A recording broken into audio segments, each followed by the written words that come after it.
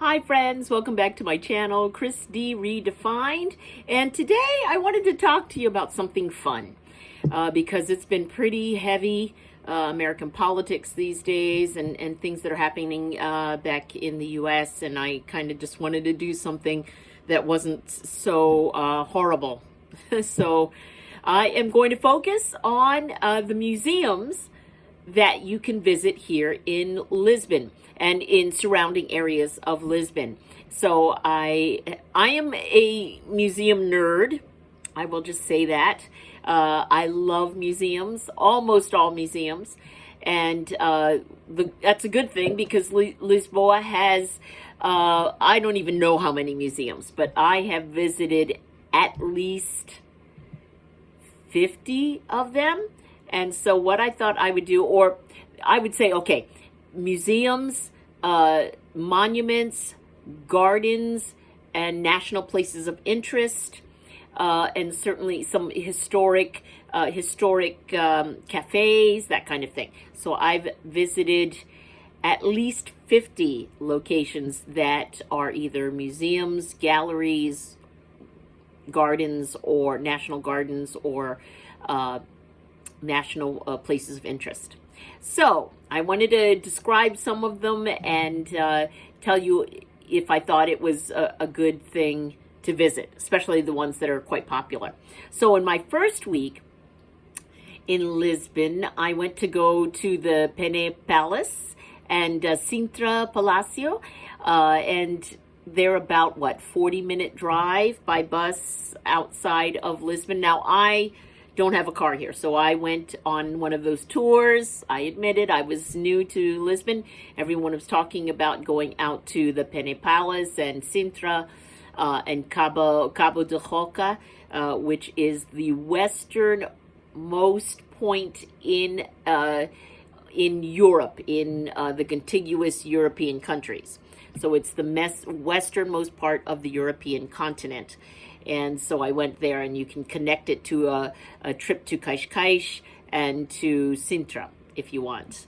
So it is, it's very touristy. The palaces are gorgeous. I'm sure you can see them on YouTube and, watch a little mini tour. The issue with it is it's extremely touristy. So there's long lines to get in, long lines inside the museum. And then it's like a 25-minute walk on a stone path going almost straight up. And so you can't, if you have relatives that are not mobile, I wouldn't go. It's just very difficult. There is a lot of rain up there because it's on a mountain. The clouds hit the mountain and stay there. So a lot of times the Pene Palace and the Sintra Palacio are cloudy, overcast, rainy. And so again, and it's a 25-minute walk on a stone path, almost straight uphill. I didn't enjoy that part. Some people would. But the palace itself is gorgeous, and it is worth the trip out there. So I would say yes on that, and the pictures you'll get are gorgeous. I also have been to the National Museum of Cinema, and I've been there several times. They show old movies there. It's called Cinemateca, and they show old movies. They'll choose a genre, like they'll have all Cary Grant movies, or all movies from a particular director, American, Italian, Portuguese, of course. So they show classic movies there. And then they have a small museum that is free. The movies are something like €3. And you get to see a wonderful, I have to go back there, I haven't been there in a while. You get to see a beautiful movie, a classic movie, and then you can stay. They have a great cafe there. They have a small bookshop there as well. And then they have a small cinematic museum where there's all kinds of old, very old Italian movie cameras, smaller cameras, director's chairs. It's pretty cool. So, and the museum, like I said, is free. So it's well worth a little half-day trip to see Cinemateca, the National Museo de Cinema. Let's see, the Narc. Oh, this is one of my favorite museums. It's just a block from the Arco de Augusto, and it is the archaeological findings that they found right there in that location, just a couple of blocks from the Arco de Augusto near the Praça do Comércio. Millennium Bank was creating a car park, and most of the car parks downtown are underground. And as they were digging underground, they found basically a Roman bath, and even some finding of a factory, a Phoenician factory where they made something called fish sauce, which is I'm familiar with it because I'm Filipino. It's patis. Basically, it's fermented fish that they turn into like this sauce that's salt. Basically, it's salt. But it was very valuable. Very, very valuable. All the kings in Europe wanted this. And so they had a huge factory right there on the banks of the Teju River. And so when Millennium Bank was creating its car park, its underground stationary parking, they ran across it, and there's, of course, the law here in Portugal. If you come across archaeological findings, all work stops, and that's it. You can't build whatever you want to build there. So what did Millennium do, which is really cool? They created a museum after the dig was all done. They created a museum, which you can go to for free. So it's called the NARC, N-A-R-C Museum. Nacional Archeological Museo de Rua Correios, something like that. But it's an archaeological museum. I love it. It's super cool. You get to walk down in there and see there's a mummified body. There's archaeological findings from the factory and from the Roman bath. Super cool. It has to be a guided tour. You have to email them, and then give them a 24, 48 hours, email the museum, and you can get a guided tour in either English or Portuguese. And they have them at certain times of the day. So only like at 10, 11, and 12, I think. So go to the NARC website for that museum. One of my faves. Been there 3 or 4 times. Gulbenkian, that is a art museum that dates, I can't even describe the amount of art they have there. Art from Asia, art from all over Europe, famous works of art from European artists. And then on top of that, it's a concert hall. And so I've been to many concerts there. And they have some free concerts as well throughout the year. So Gulbenkian, Kalust is the name, and in the summer they have outdoor concerts in their garden. They have a beautiful garden that's outside of the museum, and they have concerts there. And they just built a new modern art part onto the museum. So Gulbenkian. Museum de Farmácia. If you like pharmacies, they have a Museum de Farmácia. It's all about the pharmacies all over the world. The city of Lisboa has 3 or 4 museums. And the one that's in Campo Grande, Cidade de Lisboa Pimento Palácio, I think is the most interesting. It has all the archaeological findings from all over the city, and it tracks the history of the city of Lisbon from the Roman times all the way to 1970 or 80. 1980, I believe, is when the history stops. So you can walk through all the levels of the museum and see everything about the city of Lisboa and its history from the Roman times all the way until the 1980s, and it is really cool. It's one of my faves also. Lisbon Story Museum. See, I love museums. I get all excited. That one's right on the Praça do Comércio, and it also has a history of the city of Lisbon, and it has a special room where they kind of, they don't simulate with shaking. That's the Quake Museum. They kind of simulate the feeling with noises and film, sound and film, of the day of the tragic earthquake that killed a huge portion of the city. But you can experience that, and you can see the whole history of the city of Lisbon, again, from the Phoenician times, same thing, all the way up until 1980. So it's the same kind of thing. but there's an actual room where they simulate the earthquake in that day. Then there is Museum de Lisboa, Casa dos Picos. That is another city museum that also has the story of pretty much the fish sauce factory and how fish sauce became an important part of Lisbon history. The Museo de Arte Moderna, Modern Art Museum. That's a great one. The Museum of Antiquity Art, so art of the old days. That one is incredible.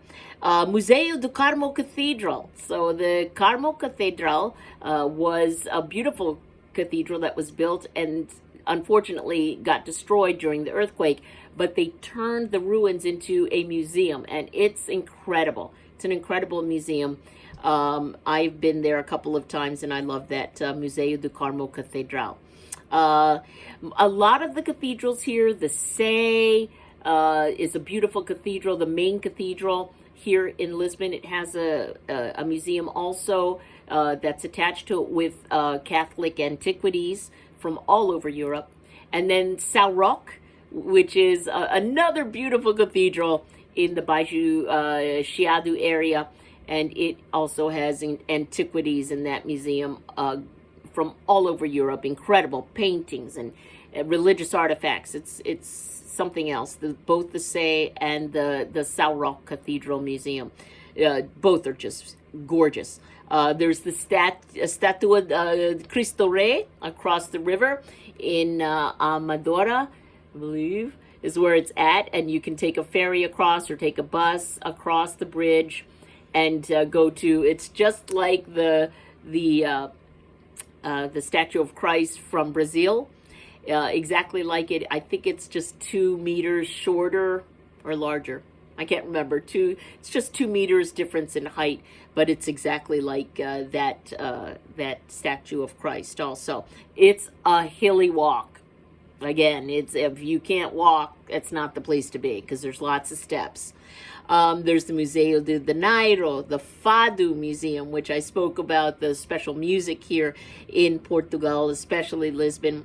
Casa de Amália Rodrigues, the famous singer of Fado here in Lisboa. She has her own.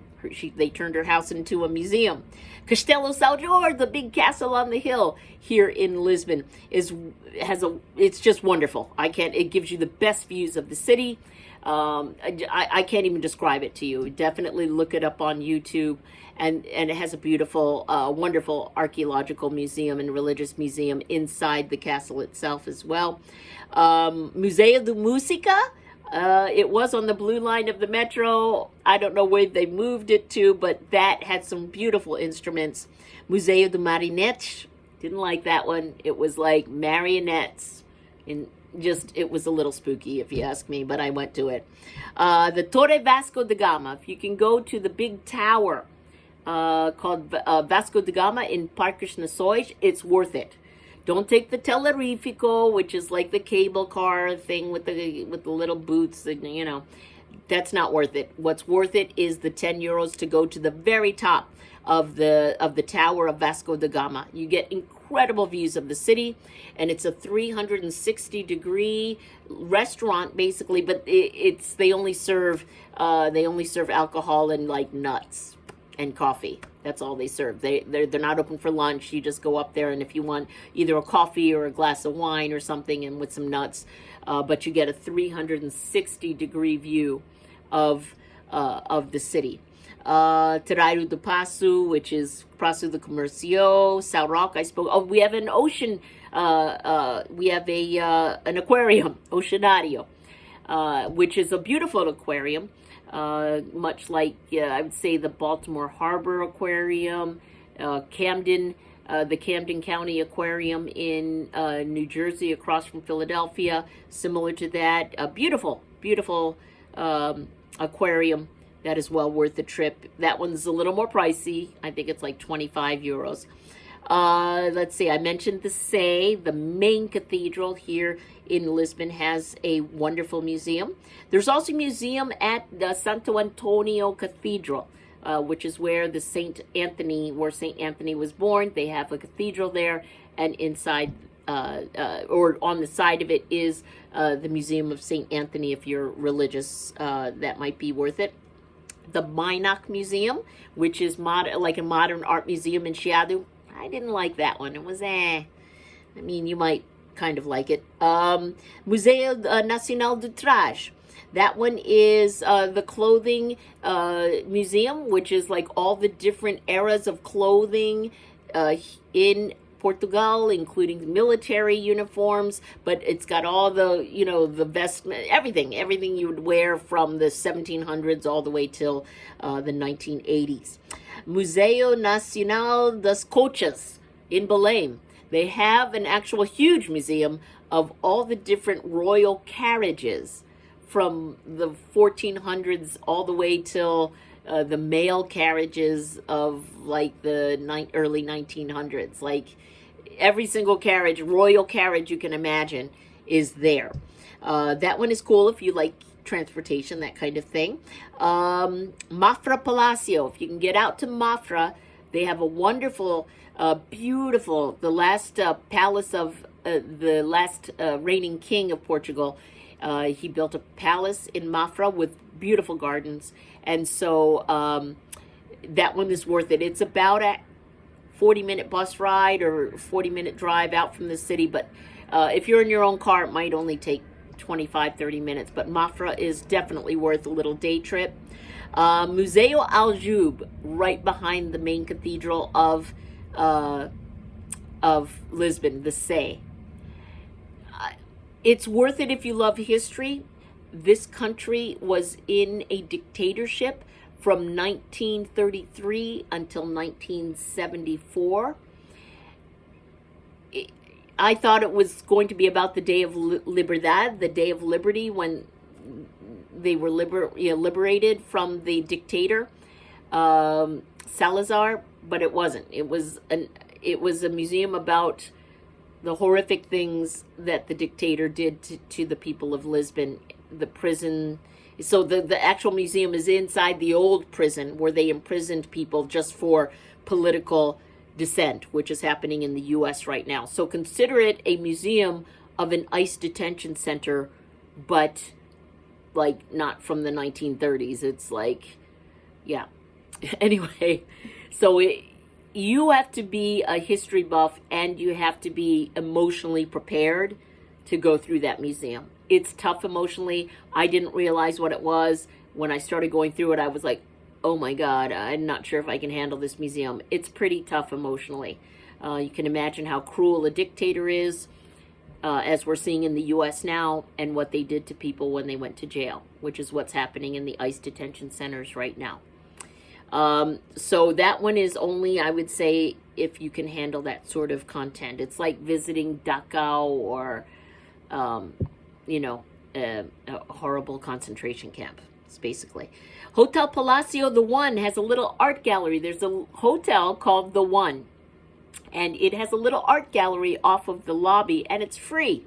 So it's free to go to the art gallery there, and you can walk through. It's a cute little gallery of modern art, and they change the art. The artists get changed out every 3-4 months. They'll change the art there, but they have some house pieces that they keep there. But it's a really cute museum. So if you're walking around Lisbon, you're getting hot, and you want to just stop in and sit. They have a great sitting area with books.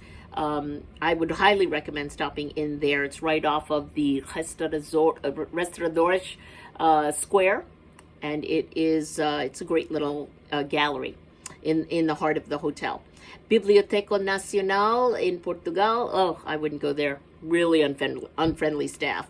Then, if you get a chance to go out to 8 Marvila, it is like the LX Factory area. You'd have to look it up on YouTube to find out. It's kind of this cool, hip place of artisan shops. But 8 Marvila is outside, a little more outside of the city, about a 20-minute bus ride. And it is super cool because the tourists haven't really found it yet. And it's an old wine warehouse that they converted into little shops, and a little plant shop, a few galleries, a tattoo artist, and they have food trucks in the center, and you go to your favorite food truck and they have couches where you can sit and eat your your lunch. It's more outdoorsy, so it's nicer in the nice weather. I am going to continue this because I've gotten through about half of the museums I visited here in Lisbon and outlying areas. So I'm going to cut it off here, and I'll continue with another episode of museums if you're into that. So please subscribe to my channel if you like this content, and I'll see you next time here at my channel, Chris D. Redefined.